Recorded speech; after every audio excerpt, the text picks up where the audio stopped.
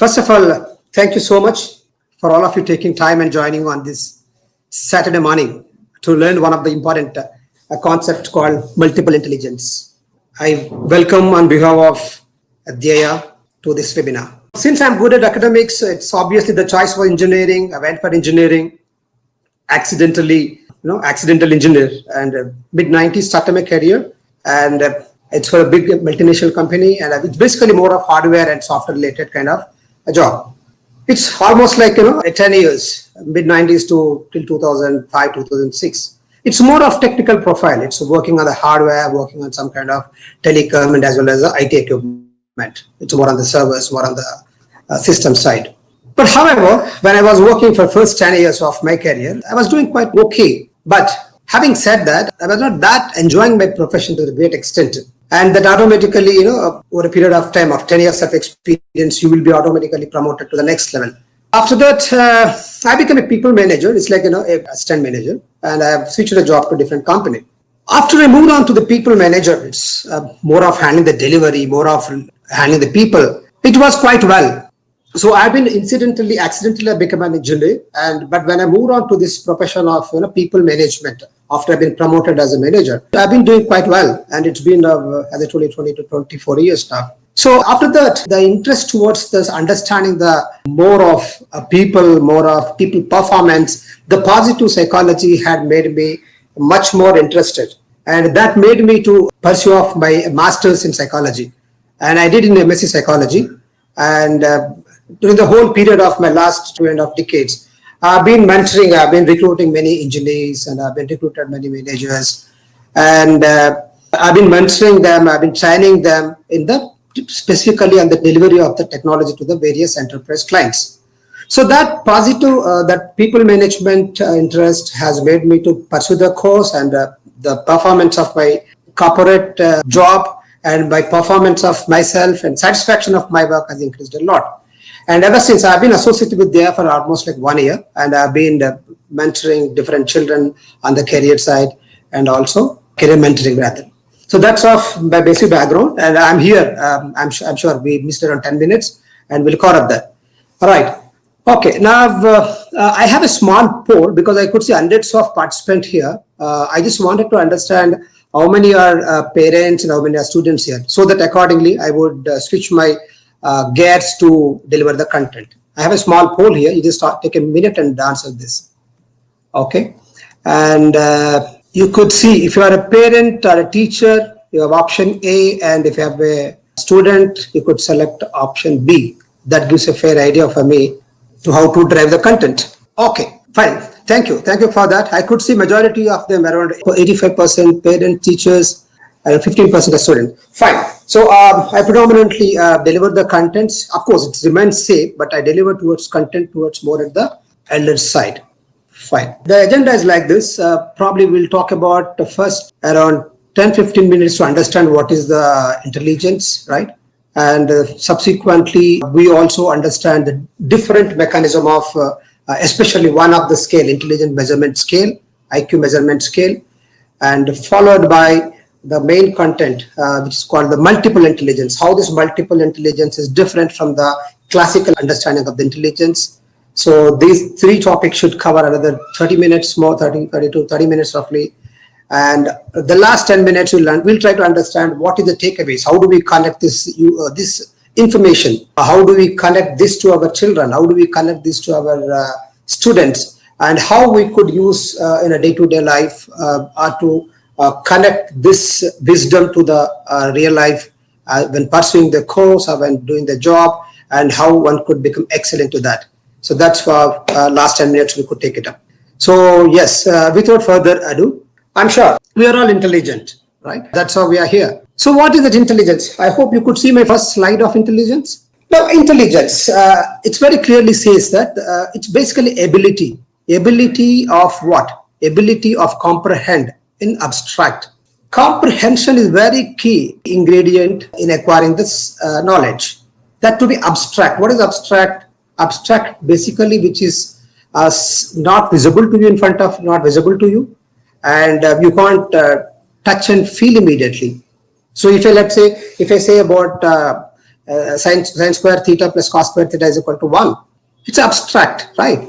And if I say a photosynthesis, it's an abstract, it's a theory, it's a principle. You're able to understand that which is not visible to you, which you could not see in action. The comprehension of that is called abstract. The comprehension of the abstract is one of the ability of the intelligence. Then what else? You learn from experience. Learning from experience is every day, irrespective of a student or a working professional or young, or everyone could do it. So you have seen that you are going on a scooter, and let's say that you have met, because of the over speed, you have met a small accident, unfortunately. That experience gave you that now tomorrow onwards you should not overdrive. That is what you learn from experience. And you also learn from the experience of others. Every time you need not do mistake and learn, right? That's what is called learning from others' experience. Let us say the COVID has started. When the COVID has started, by seeing that the countries were the first sufferers, like Italy and England. The rest of the world have seen it, and India had seen it, and immediately they said they start the lockdown. So that's off. So the countries, the individuals learn from their experience or learn from the others' mistakes, and that experience you apply in your life effectively. That is also ability of the intelligence. So it's basically ability to comprehend which is not visible to you, and you learn from the experience. That experience, whatever you have learned, you apply in the whenever the situation comes in the future. That is a gist of the intelligence. I have a small riddle for you, and it takes hardly 2 minutes. I just wanted to check, where are we on the intelligence? Are you ready for do the small riddle? All right. Can you see this? Fine. I know we are all young at heart, in spite of elders people are here. There is a scooter, right? There's a very scooter, the conventional scooter, not the present ones. The Bajaj scooter has got 2 tires, and I'm sure most of the elderly people could recollect. It has got one Stephanie also. The trick is that each tire of the scooter, including the Stephanie, can travel maximum of 5 kilometers. After the 5, if at all you want, you could change whenever you want. So what is the maximum distance? Each tire can travel 5 kilometers. After 5 kilometers, you cannot use that. And before that you want to change, you could change it, you could swap it, whatever. So what is the maximum distance the scooter can travel? You could change the tire whenever you want, but one tire cannot travel more than 5 kilometers. You could swap the tire, you could put the Stephanie, and you could change front to back, whatever you want to swap. All right. Okay. Now different answers have come. Just hang on. I don't want to give the right answer here, but this is something related to your numbers, right? So it's most of them give the 5 is the answer, and majority, some of them told 7.5. So hold on. I'll tell the answer a little later. Let's move on now. Now I will come to the answer, third or fourth slide. So now this classical understanding, the classical theory of the intelligence, right? So intelligence, when it was basically, a very mysterious word, very sought after, a noun to understand what exactly the intelligence is.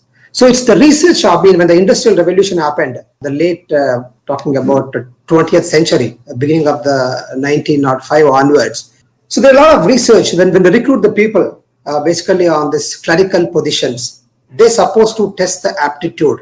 So aptitude is basically at that time, even right towards the understanding is more about how the candidate is good on the numbers or a little bit of reasoning. So that's what the intelligence was. The mental aptitude was the predominant characteristics measured in a candidate. So in classic theory, as I told you in 1905, there is a scientist, a psychologist by name, Mr. Alfred Bennett, is French psychologist.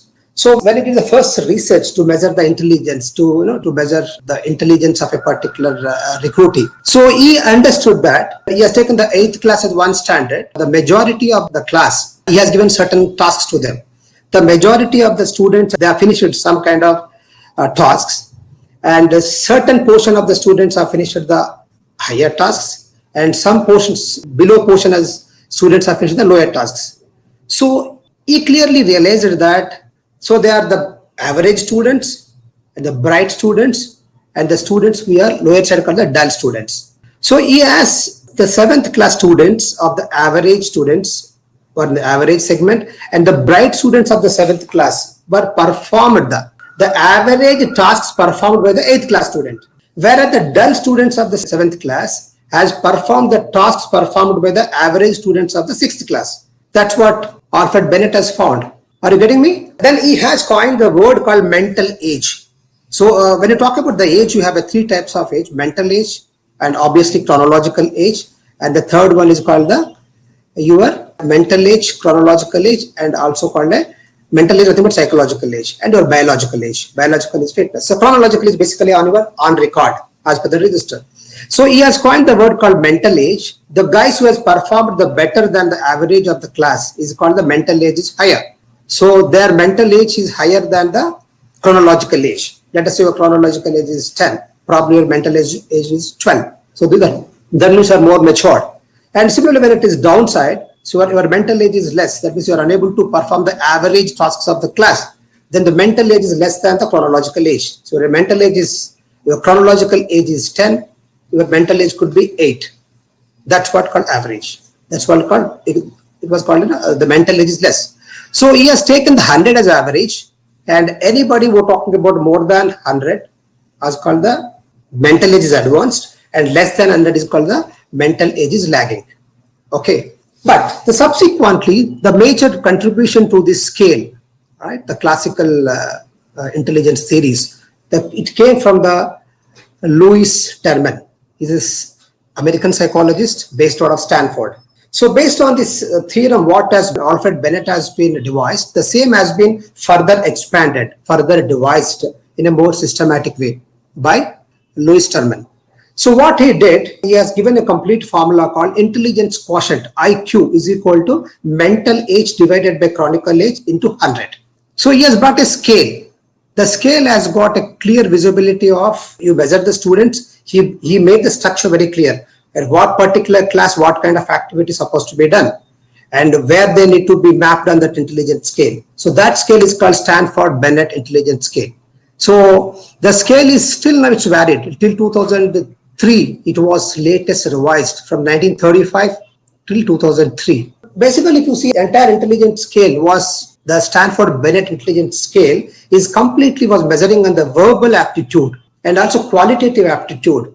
Qualitative, quantitative, more on numbers. When you give certain tasks of numbers, how the particular student is able to recall it. And when you give some words, some sentences, what kind of vocabulary he or she got, and how he is able to comprehend out of this particular sentence. That's called verbal. And the short-term memory, how you could able to recall quickly. When I show some 10 objects to you for a span of 1 minute, how that particular candidate is able to recall. Right. And abstract is also more of listening, the logical numerical ability.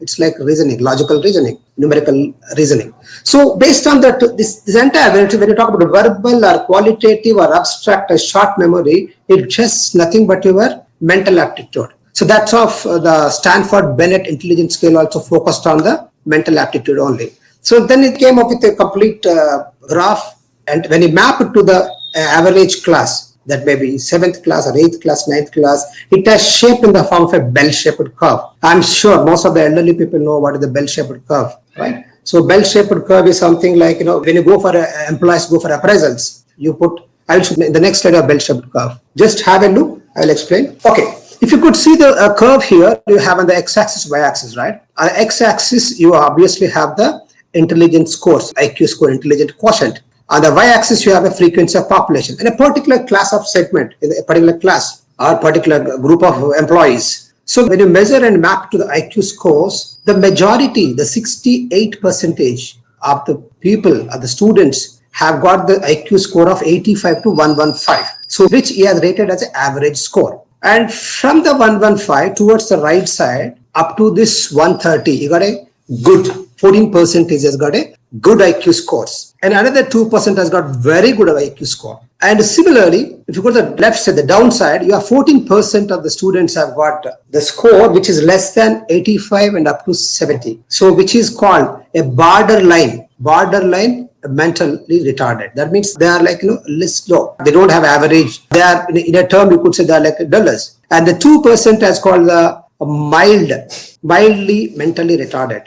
That means they certainly need a lot of support for them to even cope up with the academics. And you could see, that means predominantly from the 70 of the IQ score to the 130 of the IQ score, you almost have 96%. That is where, the entire, the school children or the working class comes. The bottom 2%, both the sides, they had a problem. At the 0.1%, All right. So 1 in 1,000. That is like gifted. They are like brilliant. Very, very rare. So this is what Stanford Binet Intelligence Scale has been devised by Lewis. Did you get this? So any kind of exercises, any kind of activities, any kind of test they conduct, that's an aptitude test, or goes around this one of this most accepted, most devised scale called Alfred Binet Intelligence Scale. All right. So that's what, even if you talk about any schools, what do they measure? They measure what is the capability of your logical reasoning, what is the capability of your aptitude on the numbers side, aptitude on the word side, and the comprehension side. All right. So even now, the schools measure the same thing. And even now, the selection tests, whatever the competition tests or job competitive exams, right, will still majorly going around the same thing. With that background, these are the classical intelligence theories devised by the 1930s, 1920s. So the next one, the very important one, we are getting to the actual crux of it, that's called multiple intelligence. Right. So what is wrong with that? Alfred Binet Intelligence Scale or Wechsler Adult Intelligence Scale, different types of scales were there. But what's wrong with that? There are some limitations. So that's of Howard Gardner is a professor in Harvard. I'm sure most of you heard about Harvard, one of the 400 years old top class university in the world out of USA. So he has multiple intelligences. He is the first professor and psychologist coined this word called multiple intelligence. He clearly understood there is something beyond this mental aptitude is contributing for the success of a person, an individual. That is what he's saying, the fail in careers. The students, the later on ones who have been selected for the different jobs, when they went on, they have not grown beyond some certain limit. At the school days, the college days, whose mental aptitude was little lower than other students, but they have grown to the higher ladder in the corporate. Then he realized the fail in careers, they are not successful as to that, they did not raise to that higher level. Then I understood very clearly that the other elements like, which are contributing beyond typical mental aptitude. He and his team also understood that different professions like, maybe a craftsman, maybe a doctor, the preference of the professions are not just because of the aptitude. They have not because of mental aptitude. They found that there is something more is there. Something more of, they have more skill, more intelligence, something else is contributing for them to take these professions. Then he has understood, yes, now this intelligence, the success of a person is beyond this mental aptitude. Now we need to get into some more things. So that's where he coined the first in 1980s after doing a research for 23 years at various, and he also identified some part of his research, autism students. There are autism patients who are not that good to handle the day-to-day activities.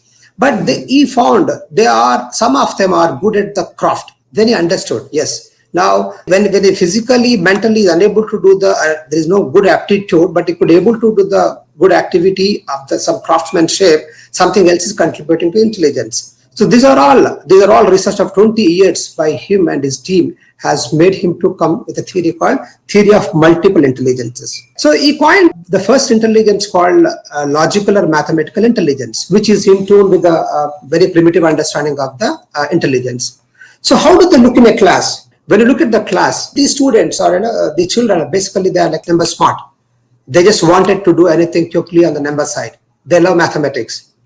And they're also like, they are more of questioner. They wanted to see everything. They wanted to check how it is working. Why? Why not? They're like question bank. I'm sure if you reflect back onto your class or if you reflect back to your children, some of them are very, very, smart into this. They always wanted to know inside of it, intricacies of particular object, right? They are good at abstract thought. And that means they could able to imagine, they could able to, without, though the things are not vivid, but they could understand the concept very clearly. That's called logical and mathematical intelligence. So with this characteristics, which is majorly, we label them as an intelligent student, a bright student, right? So if you want to look at these kind of students, who are they? Who excel this kind of intelligence? If you want to name some people who are good at numbers, who are good at reasoning, who are good at abstract thought process, who are they? Could you name some who become excellent into this logical intelligence? More of scientists, right? Scientists wanted to know more details about it. They wanted to check why, how, why not. Yes, Srinivas Ramanujan, yes. Engineers, Shakuntala Devi, IT persons, not everyone, unlike me, accidental engineers. Yeah, IT person who really work on the coding, who really work on programming, and Albert Einstein, of course, Newton. So they're all, you could see many of them, whoever successful into all this thing, on the logic side, on the number side, who spend a lot of time on mathematics, learning the programs, devising something, and the technicians, R&D engineers, right? And India is a country of, we're so obsessive about IT industry, engineering professions. So they're all like, they're the ones, they become like, they are possessing the mathematical, logical intelligence. Undoubtedly, it was a whole theory. Yes, of course, he also added that. And what is the second one? He said verbal and linguistic intelligence. So if you could look at their characteristics, they are very word smart.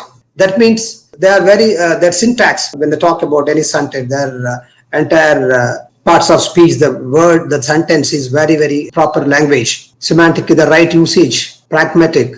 Yeah, Shashi Tharoor. Pragmatic means, you at what context you use that word. They read a lot and they write, they could articulate their understanding very well on the paper. And mostly they could also speak very good. LSRW, right? So these are some of the characteristics of the verbal and linguistic intelligence. So I'm sure you will find majority of them in these classrooms. They are like chatterbox, authors, writers, yes, public orators, perfect. To an extent, teachers, they're supposed to have good verbal linguistic intelligence. Yes. So the verbal linguistic intelligence and the first one is mathematical intelligence were part of the old classic intelligence theories. So, and this is what even our aptitude tests also measure. What do you read? How do you comprehend? How do you articulate that in the written test, right? So you could find many of them. If you have to name, like, the writers like Chetan Bhagat, psychologists, that we have to, yeah. Chetan Bhagat is IITian, but now, though he was IITian, IIM, but he made his mark by writing the books. Ashish Tripathi, there are many, yeah. So that means that these guys has got more linguistic or verbal intelligence. I'm sure if you look at your house, if you look at your own classroom, you could find some of the students, or maybe, in your children, maybe one could be like, more very talkative, and one could be very silent, or maybe, So that's how you could able to figure out what kind of intelligence he got it. Fine. To answer to disclose the answer was for a scooter riddle, right? It was 7.5. It is 7.5. Not 5, not 10. It is 7.5. How do you figure out? So the logic is that we don't have time to explain on that. So the guys who got the answer probably 7.5 in the first go, maybe they got a better, I can't conclude that. Maybe he got a better intelligence on the logical or mathematical side. Just an example, don't take it as seriously on that. Now we have one more riddle for you people, very simple one. Time permits, I'll explain that towards the end. Okay, I have another small riddle on the verbal linguistic side. Just have a look here. Are you guys want to do it? I'll give 2 minutes for you. J.K. Rowling, of course, for the verbal linguistic intelligence. Okay, there are 3 questions here. I'll give probably 2 minutes quickly. We have to cover up a lot of things. Now, I exist in the middle of sea, beginning of earth, comes twice in a week. Who am I? I exist in the middle of sea, beginning of earth. Yes. E, the letter E, right? If you see the letter E here, it has come in the middle of the word sea. And the second one, it belongs to me, but others uses more than me. Yes, it's your name. You don't call your name most of the time, right? It is called by your fellow friends or maybe, whatever, your family members, your neighbors. Yes, the last one, cowboy came to town on Sunday. He stayed for 2 days and returned on Sunday. Yeah, his horse name is Sunday. It's not a day. It's not a weekday. It's Sunday. His horse name is Sunday. He came on Sunday. Just read now, and you will understand yourself. Yes. So the point I'm talking about here is that in this riddle, the people who are quickly able to get this right answers, probably they may be having a good verbal linguistic intelligence. So we have seen what are their characteristics and who are the people, the writers, poets, Javed Akhtar, J.K. Rowling, Amish Tripathi, the teachers, public speakers, right? Okay, now let's move on to the third one. The third intelligence, as divided by Howard Gardner, is called bodily kinesthetic intelligence. Now the first and second intelligence were part of the classical theory also, right? The third one, here onwards, he added the more his contribution has started here. He talked about bodily kinesthetic intelligence. So when you say kinesthetic means you touch and you feel and you experience and use that intelligence. Okay, so there are different kind of kinesthetic. You have bodily kinesthetic, you have auditory kinesthetic, you have visual kinesthetic, but the bodily kinesthetic is the one, this guy got typically they're body smart. Their fine motor skills and gross motor skills are really good. Their hand-eye coordination is really good. That means for everything they want to use their body. And they're typically street smart guys. Even the classroom also, I'm sure you'll find it. They can't sit probably more than 30 minutes or maybe one period. As soon as the period is over, they have to go out. They have to say hi. They will walk here and there. And they say hello to someone. The excuse of the washroom, they go out and come back. So that's called bodily kinesthetic. So they have that kind of restlessness. Yeah, who are they? Now coming back to the what kind of people are there? What kind of professions will they excel? Yeah, somebody said athletes, yes, gymnasts, and you could see a lot of, you might have seen jugglers, right? They do a lot of juggling, a couple of sports persons, right? So army, so wherever you need to use players, yeah. So construction, they're like lab workers. Yeah, workers anyway, they need to have a good bodily kinesthetic.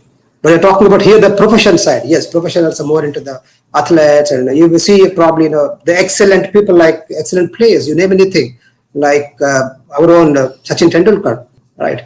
Or Jordan, the basketball player, or you can Maradona or Pele, or most of the higher level of games. They are all right. Yeah, farmers. Yeah, farmers. Yes, we do have another intelligence. They also fall into that. So they're bodily kinesthetic. You have to figure out. So somebody is good at, somebody is very good in this kind of, exhibiting these kind of traits. So they could excel into that particular, kind of profession. So we have to see whether he can become a good army man. He can become a good athlete. All right. All right. Now let's move on. So this is called musical intelligence. So the very name says, the very name is giving the complete info, musical intelligence. It's showing that they could understand, right, any kind of, rhythm. They could understand the tone very well, and they could able to, generally if you could find these kind of students or children more, they keep on humming. They pick up some kind of song, and they're like bathroom singers, and they are smart to understand the difference between the emotions of different sounds, and they have ability to learn any musical instrument at a faster pace. Obviously they love to sing, they love to compose music. So to name some of them, top achievers who got highest musical intelligence, yes, you are talking about A.R. Rahman, Beethoven, and all our singers, starting from Lata Mangeshkar to the latest ones, whoever call it as musicians, mimicry artists. So of late, if you see, many of them have, they studied different, but they end up excel in this particular intelligence, and they made this as a career for themselves. So that is what, when you look at the children, when you look at your own kids, you have to see what kind of excellence they're carrying it. So that's where it comes around musical intelligence. All right. Now let's move to the fifth one. As coined by Howard Gardner is the spatial or visual intelligence. So just have a look here. Spatial and visual. So if you see spatial and visual intelligence, they are more of, their mind eye is more powerful. They could visualize most of the things which is not existing. And with that assumption, with that visualization, they could able to give us suggestions. They are like more of painters, doodlers, even the caricatures in the classroom or in the house. They don't sit quiet. They keep on doing something. M.F. Hussain, yeah, you want to name something? Yes, M.F. Hussain, Da Vinci. Have you guys heard about Rajamouli? Rajamouli, right? But to just take the latest one, Bahubali, painters, sculptors. Yes, they are all like, all these directors before a movie make, probably, he must be having the idea of what kind of character, who are the characters supposed to be there, what kind of costumes is supposed to wear, what kind of setting they have to make it.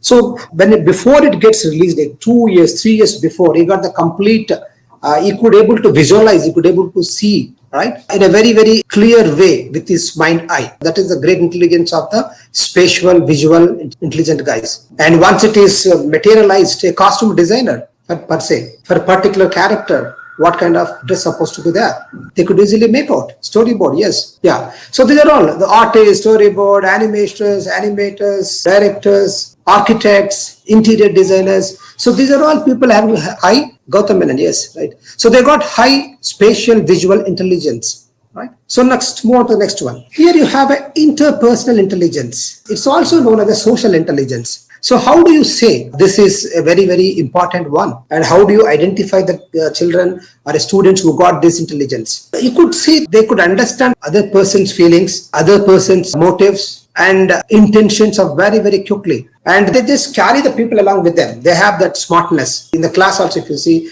a student of 30 or 40 in a classroom, right? There are one or two guys who are like very smart guys, and they could able to mobilize the team along with them. Yes, they make friends very quickly. That's what they are, good networkers. They are able to connect the dots very quickly, and they could understand. In our own family also, you could see maybe in a family there may be one or two person. If you call that guy, then he will come. He'll understand that side, this side, and it settles the matter very, very quickly. Whether it's personal life or in the school environment, the people smart. Yes. So this intelligence dominates very, very, very, very important intelligence in achieving success, both in personal life and professional life, besides your mental aptitude. So you could see them in a corporate ladder to talk about any kind of big leaders, successful leaders. They all have a lot of interpersonal social intelligence. Probably the highest paid CEO in the world, our own Indian, Google CEO. Who is he? Google CEO, Sundar Pichai, right? So those kind of leaders, so they got a high social intelligence. Or you talk about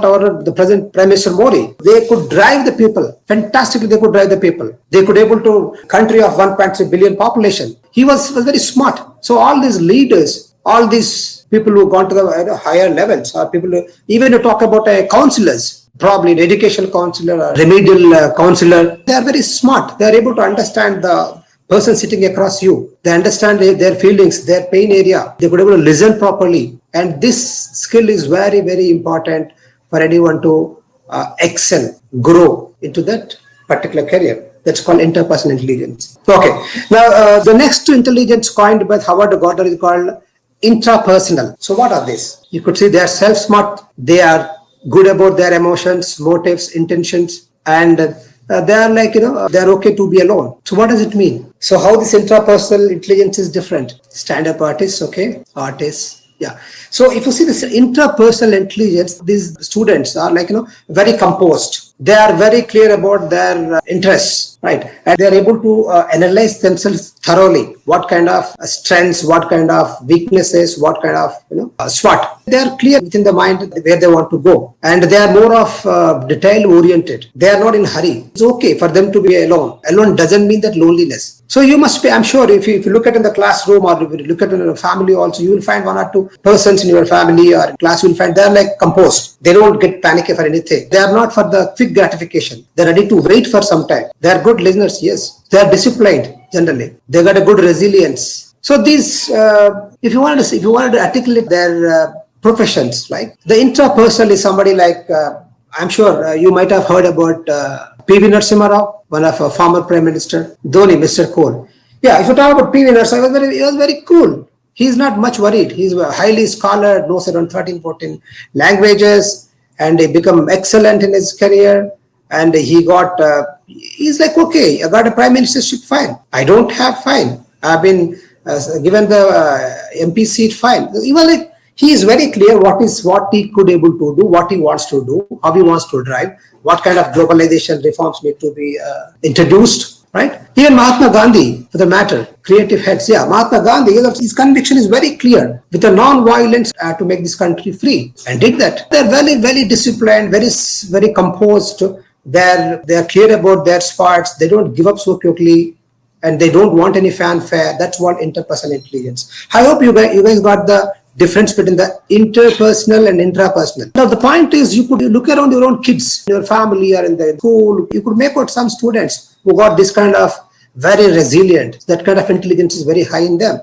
So they can become good scientists in the long term. They are like a deep thinkers. All right. Now let's move on to the next slide. Here we have the Howard Gardner has coined another intelligence called naturalistic. So naturalistic guys are more, they wanted to live life in very harmony. They could find this nature. They love to understand the animals, birds, like what's happening on the environment. They are mostly like vegetarians. They worry more about nature, calamities, environmental issues. So who are the people? If you want to name some of them, probably you talk about M.S. Swaminathan, who is father of the Green Revolution. Animal trainers, rescuers, yeah, environments, eco warriors, perfect, yeah.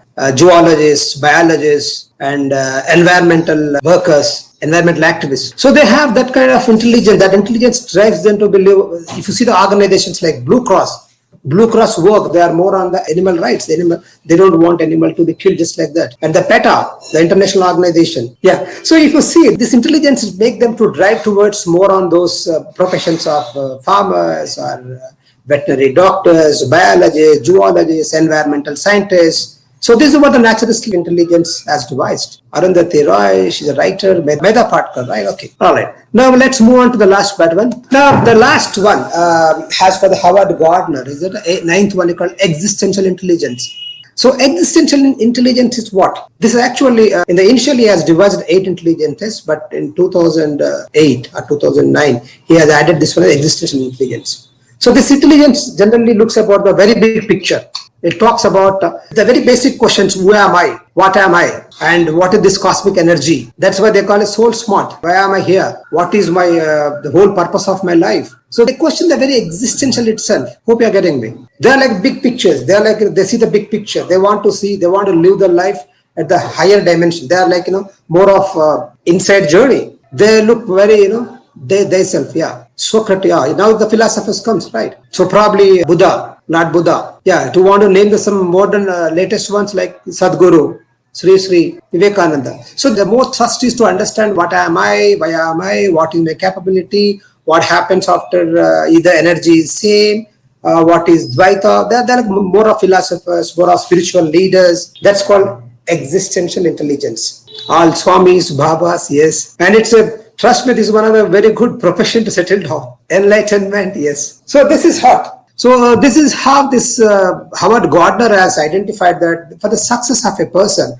not just mental aptitude, these are all like the remaining of 7 intelligence also contributing a lot to the success. We have seen all kind of 7 intelligences. I have one quick poll for you. Stephen Hawking comes more into logical or mathematical intelligence. Sai Baba, yeah, philosophers, spiritual leaders. So finally, what is in it for me? How do we do that now? How do you articulate? How do you use this wisdom for the one's growth? That may be your child or the student.